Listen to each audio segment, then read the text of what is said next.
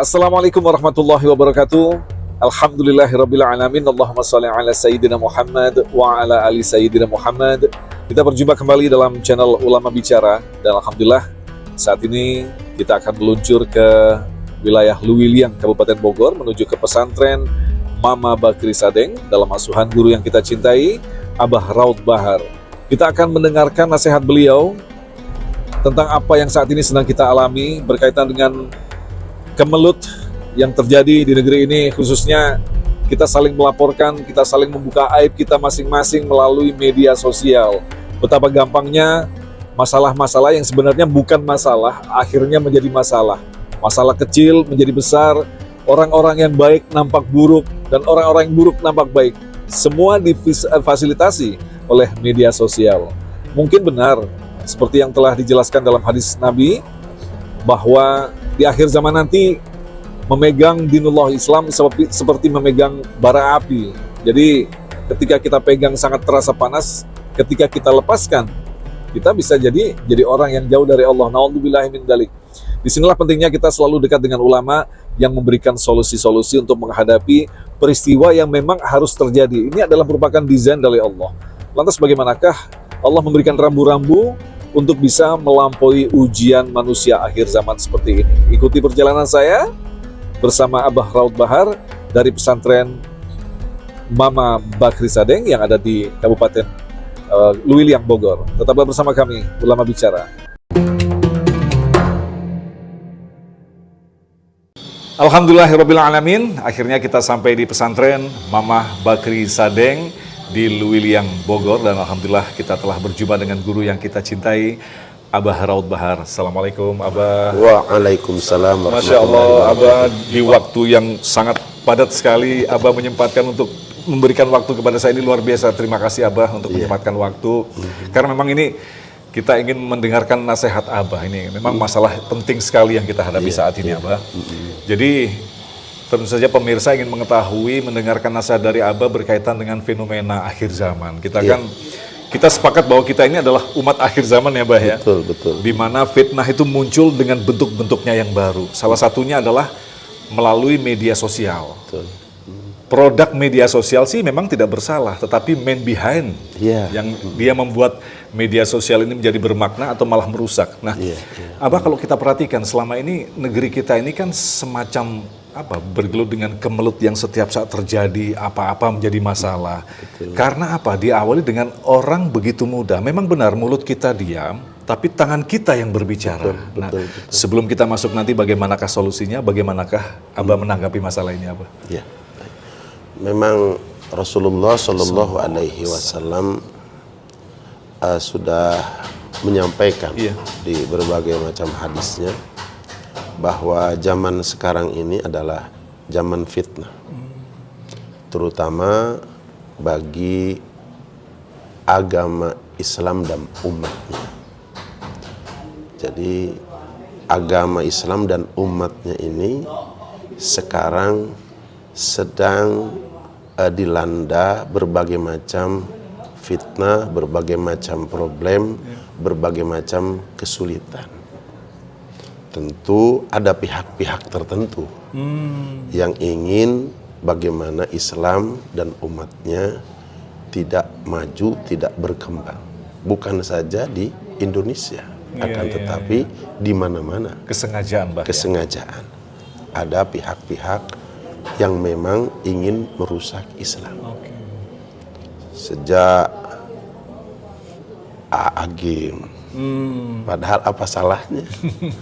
Beliau melakukan poligami, hukumnya jelas. Di blow up. Tapi di blow up luar biasa, seolah-olah bahwa perbuatan itu salah.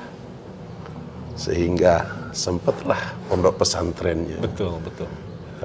media dakwahnya terganggu, bahkan hampir-hampir terhenti. Iya. Kemudian berikutnya seperti Yusuf Mansur. Betul.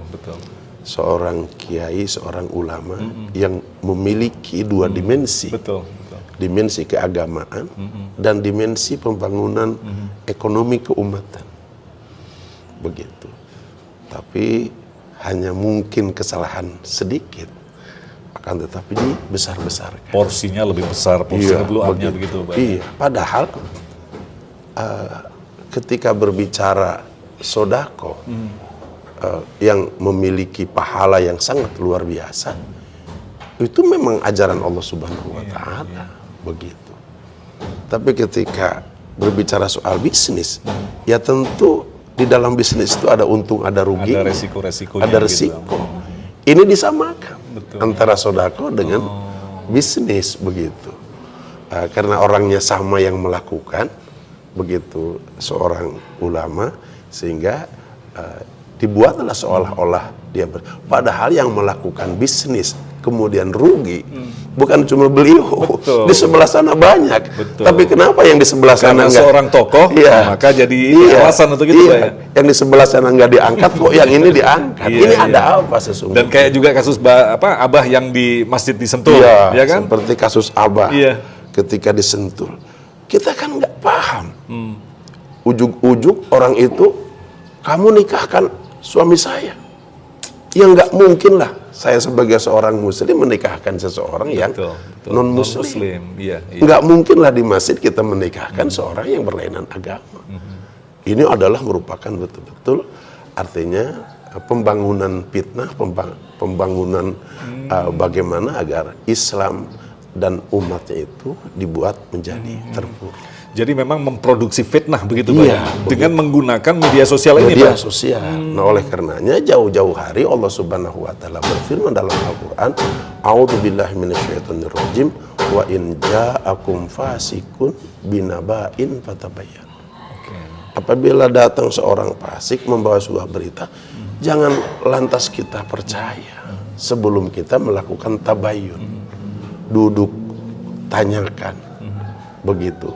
Nah, itulah ajaran agama Allah Subhanahu wa Ta'ala. Makanya ketika media-media datang kepada Abah ingin menjelaskan, minta penjelasan tentang hal-hal yang mungkin mereka butuhkan, Abah tanya dulu, antum datang ke sini mau cari kesalahan atau mau tabayun? Kalau cari kesalahan Abah nggak bisa. Tapi kalau mau tabayun silahkan. Karena tabayun itu adalah perintah Allah Subhanahu wa Ta'ala. Berjalannya antum dari tempat antum ke tempat Abah ini dapat pahala. Karena tabayun adalah bagian daripada perintah Allah Subhanahu wa Ta'ala. Nah, selama ini kalau kita nilai adalah orang gampang mengambil penilaian terhadap orang lain itu hanya berdasarkan apa yang ada, yang dipublish. Ini kan sangat mengerikan sekali, Bah. Orang yang baik akhirnya kita anggap jelek, padahal kita belum bertabayun seperti yang Abah katakan tadi. Harus datang begitu, Bah. Iya. Jadi kita sejak 14,5 abad yang silam sudah diberikan petunjuk oleh baginda Nabi besar Muhammad Sallallahu Alaihi Wasallam dalam detik-detik akhir hayat beliau. Beliau berdiri di atas jamaah ribuan para sahabat. Taraktu fikum amrayn lan tadilu in tamassaktum bihima abada, kitaballah wa sunnata rasul. Aku tinggalkan dua perkara kepada kalian. Manakala kalian berpegang teguh kepada dua perkara itu, pasti kalian tidak akan pernah sesat selama-lamanya. Apa dua perkara itu? Al-Quran, kitab Allah, dan sunnah Rasulullah SAW. Kalau semuanya berpegang kepada dua ini, kita tidak akan pernah menyesatkan. Sesat menyesatkan. Maka di dalam ajaran Al-Quran, di dalam ajaran As-Sunnah itu, ada bahwa kita tidak boleh ketika kita mendengar berita, lantas serta-merta untuk mempercayainya. Langsung mengambil kesimpulan. Yang hebat sekarang itu, juga umat Islam juga ikut-ikutan. Ini masalahnya, Bang. Benar. Begitu. Isu itu kan, sehingga apa yang dikatakan al-Islamu mahjubun bil muslimin, nyata hari ini bahwa Islam itu terhalang kemajuannya oleh orang Islam itu sendiri. Maaf, itu yang ngomong-ngomong yang macam-macam adalah umat Islam semuanya. Kalau dia dikatakan orang kafir, bahkan dikatakan orang fasik, marah dia. Orang Islam sendiri. Oleh karenanya saya ingin sampaikan kepada umat Islam, janganlah bahwa media ini terlalu dijadikan sesuatu untuk mengangkat persoalan-persoalan Islam. Karena kita sudah punya media. Satu alatnya adalah Al-Quran, yang kedua hadis, kemudian yang kedua adalah kita punya media, yaitu majelis-majelis ta'lim, pondok-pondok pesantren, kemudian masjid-masjid, musola-musola. duduk di situ, tanyakan di situ, buka di situ, maka di situ akan jelas. Bagaimana dengan alasan justru dengan hadirnya media sosial ini memudahkan kita untuk berdakwah, begitu, Bang? Betul. Tapi ternyata kenyataannya seperti ini, Abang. Bagaimana penjelasannya ini, Abang? Iya, artinya bahwa kalau menjadikan alat media untuk berdakwah sesuai dengan panduan Allah Subhanahu wa Ta'ala, nggak ada masalah. Begitu, karena yang disebut dengan alat dan media dakwah itu sangat banyak. Pondok pesantren, majelis taklim, masjid, musola, termasuk juga media sosial. Media sosial. Bisa, tapi harus ikut aturan dan panduan Allah dan Rasulnya. Nah, semestinya untuk bisa bertalaki itu memang apakah harus berhadapan dengan guru atau kita memanfaatkan media sosial gitu, Pak? Jadi mana sebenarnya adab yang paling tepat begitu? Iya, sesungguhnya kalau kita berbicara ad-din dengan ilmunya, maka karena agama itu kan sumbernya tadi dari Al-Quran, dari hadis, maka yang memahami tentang Al-Quran, memahami tentang hadis kan para ulama. Nah, sehingga ketika kita ingin menyampaikan segala sesuatu yang berkaitan dengan agama yang bersumber dari Al-Quran, bersumber dari hadis, ya datanglah kepada ahlinya. Justru datang, Bang. Datang kepada ahlinya. Idza wusidal amru ila ghairi ahli fantajri sa'ah. Apabila meletakkan sesuatu kepada bukan ahlinya, tunggu kehancuran. Hari ini orang mengatakan agama sesuai dengan kehendak udalnya. Betul. Semua bisa berbicara. Semua bisa berbicara, begitu. Pada saat itu kitab-kitab itu luar biasa banyak ya. Kalau misalkan kita angkut berapa kontainer, sekarang sudah dipres menjadi PDF. Nah ini begitu gampang orang mencuplik tapi nggak tahu sandarannya seperti apa. Betul. Dan orang-orang awam begitu bisa saja mempercayai berita itu, begitu. Sehingga hari ini sandaran awam itu bukan lagi kepada ulama yang bersumber daripada Al-Quran dan hadis, akan tetapi bersumber kepada media-media yang hari ini sarananya sudah disiapkan, handphone yang sudah dimiliki oleh mereka. YouTubiah, Googleiah. Iya, betul.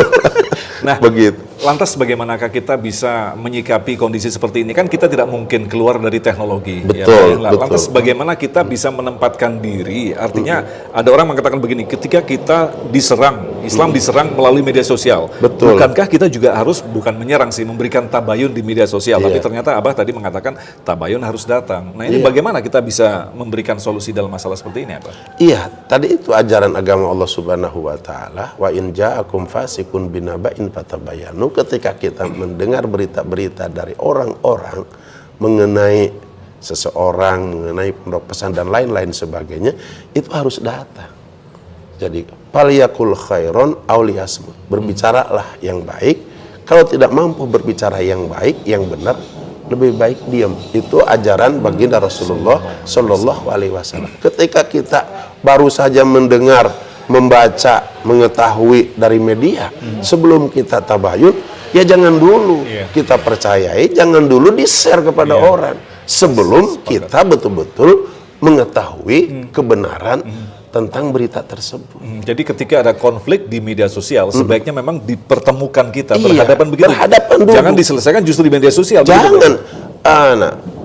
Orang menyampaikan di media, kemudian dijawab oleh media, itu nggak benar. Iya. Harus duduk bersama. Betul. Kata-kata itu cenderung bias begitu. Iya, bias begitu. Nanti artinya jadi bola salju kemana, kesana kemari, begitu. Persoalannya menjadi lebih tidak bisa diselesaikan, begitu. Nah, kalau kita lihat istilahnya ya mungkin seperti Abah katakan tadi, memang ada upaya-upaya untuk merusak Islam gitu. Nah, Abah melihat ini memang dari perspektif seperti apa sehingga Abah bisa mengatakan itu, Abah? Dalam Al-Quran, Masya Allah, sudah ada ini. Allah Subhanahu wa Ta'ala berfirman, yuriduna liyutfi'u nurallah. Mereka, Abang nggak mau katakan siapa mereka itu. Ada kelompok yang dinyatakan oleh Allah Subhanahu wa Ta'ala dalam Al-Quran yang memang ingin memadamkan cahaya Islam. Begitu, ada kelompok begitu. Nah, kita sebagai umat Islam jangan mau begitu cahaya umat Islam, cahaya Islam dan umatnya ini dipadamkan oleh mereka. Oleh kelompok-kelompok ini berbaju Islam, Pak. Iya, itu cara kan? Oke, cara mereka begitu, cara mereka. Dan ini sudah menjadi rahasia umum bahwa artinya mereka punya cara-cara yang sangat luar biasa, begitu baju-baju Islam itu dipakai, tapi untuk membunuh Islam itu sendiri. Dan yang sangat mengerikan adalah kepada orang-orang awam yang tidak terlalu lengkap pemahamannya tentang Islam, akhirnya kesulitan untuk mencari siapa lantas dalam kondisi seperti ini ulama yang harus kita menjadi panutan kita, Abah. Nah ini bagaimana menjawabnya, Abah? Ya tentu kita kembali kepada kriteria ulama. Di antara kriteria ulama itu di dalam Al-Quran, innama yahsyallaha min ibadihil ulama. Sesungguhnya yang takut kepada Allah Subhanahu wa Ta'ala yaitu hamba yang memiliki predikat ulama. Kemudian kan sekarang merebak juga ada ulama su, ada ulama hakiki, begitu. Ya untuk bisa menilai mana ulama su, mana ulama hakiki juga bukan mudah. Akan tetapi tidak ada ulama yang ketika berhadapan dengan jamaahnya mengajarkan tidak baik, walaupun dirinya tidak baik. Oleh karenanya datang saja kepada ulama dan meminta penjelasan tentang segala sesuatu yang memang perlu ditanyakan kepada ulama. Insya Allah ulama itu akan dapat menjelaskan. Jadi syukur-syukur kita ketemu dengan ulama hakiki, syukur-syukur. Tapi walaupun katakanlah tidak jadi ulama hakiki, tapi ketika ditanya karena sumbernya keilmuan mereka daripada Al-Quran, daripada hadis, daripada kitab-kitab, pasti pada saat menjawab itu jawabannya dari sumber yang benar. Sangat jelas sekali Al-Quran. Parameternya adalah takut kepada Allah. Jadi bisa ditegaskan orang yang takut kepada Allah tidak mungkin akan menurunkan keburukan, begitu Abah ya? Betul. Nah, Abah mungkin bisa memberikan nasihat kepada kita lantas bagaimanakah dengan anak-anak yang terlahir di era teknologi seperti ini. Ini kan nanti semua akan kita wariskan kepada anak-anak kita. Nah, sementara mereka lahir di era teknologi yang tidak seperti zaman dahulu, tidak terlalu didistorsi pemahaman kita. Lantas bagaimanakah kita anak-anak sekarang yang begitu mudahnya bahkan kayak mendadak juga dari handphone dan sebagainya. Ini kan generasi yang harus kita bisa memberikan sehat, Abah. Tentu kita ingin menjawab lewat sebuah hadis baginda Nabi besar Muhammad sallallahu alaihi wasallam, di mana sabdanya innamal maulud yuladu alal fitrah innama abawahu yuhawidanihi aw yunassiranihi aw yumajjisanihi. Setiap yang lahir ke alam dunia itu dalam keadaan suci, dalam keadaan putih, dalam keadaan bersih. Innama abawahu yuhawidanihi aw yunassiranihi aw yumajjisanihi. Sesungguhnya ibu bapak lah, ibu bapaknya lah yang menjadikan anak-anaknya itu punya akhlak Yahudi, punya akhlak Nasrani, punya akhlak Majusi. Karena keterbatasan ibu bapaknya untuk dapat mengarahkan, mendidik para putra dan putrinya itu. Betul. Nah, dulu kita nggak kepikir bahwa hadis ini bisa terjadi di masyarakat, tapi ternyata sekarang terjadi. Sekarang terjadi dengan handphone itu bisa mengyahudikan, bisa menasronikan, bisa memajusikan anak umat Islam. Nah, oleh karenanya solusinya adalah karena keterbatasan kemampuan ibu dan bapaknya untuk menahan arus media yang itu dijejeli dengan informasi-informasi yang membentuk generasi muda kita sebagai Nasrani, Yahudi, dan Majusi, maka solusinya masukkan ke di pondok pesantren. Karena pondok pesantren adalah lembaga pendidikan yang tidak bisa anak itu 1 kali 24 jam memegang handphone. Bahkan dilarang sama sekali. Nah, ada waktu-waktu tertentu begitu di pondok Abah. Kalau ada anak santri ketahuan memegang handphone, maka yang pertama hukumannya handphonenya dihancurkan. Yang kedua diskor.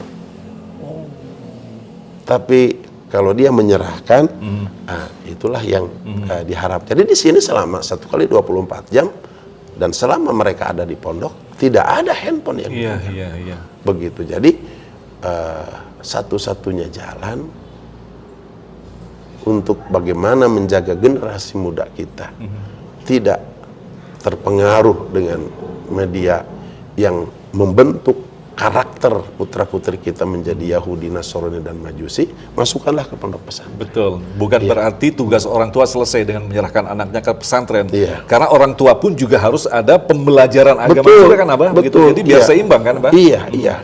Jadi karena tadi itu tidak mungkin ayah ibunya ingin punya anak yang soleh, sementara ayah ibunya tidak soleh. Iya, Karena ayah ibu itu merupakan cetakan bagi anaknya. Kalau cetakannya nggak soleh, Betul, mana mungkin yang dicetaknya bisa soleh.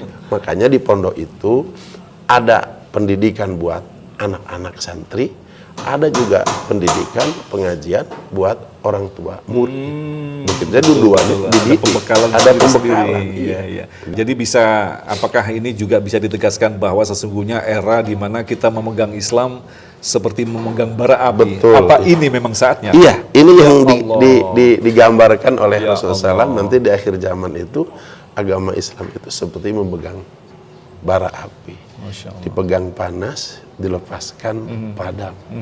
Begitu. Makanya para alim ulama sekarang itu sungguh-sungguh artinya bagaimana agar cahaya Allah Subhanahu wa taala itu tetap memberikan cahaya kepada kita, keluarga dan umat. Walaupun agama hari ini dipegang sangat panas, akan tetapi apapun bagaimanapun resikonya Tetap dipeganglah harus dipegang oleh para ulama. Bahkan ketika digigit dengan gigi geraham gitu Abah ya. Begitu, addu binawajiji. Betul. Gigit dengan gigi raham. Dan sangat mengerikan. Pagi beriman, pulang sudah Iya. menjadi kafir. Ya Allah ya Rabb. Betul, iya. Terima kasih banyak Sama-sama. nasihatnya. Iya. Mudah-mudahan ini menjadi nasihat yang selalu Iya. kita dengungkan setiap saat. Karena kita adalah orang-orang yang memang terlahir di akhir zaman. Mudah-mudahan nasihat ini semakin memberikan pemahaman kepada kita betapa kita harus mempersiapkan diri baik-baik, khususnya kepada anak-anak kita. Dan mereka menghadapi fitnah di setiap saat. Maka orang tuanya adalah orang yang paling bertanggung jawab nanti kelak di hadapan Allah Subhanahu wa taala. Terima kasih Abah waktunya. Sama-sama, iya. Tetaplah bersama kami Ulama Bicara. Assalamualaikum warahmatullahi wabarakatuh. Waalaikumsalam warahmatullahi wabarakatuh.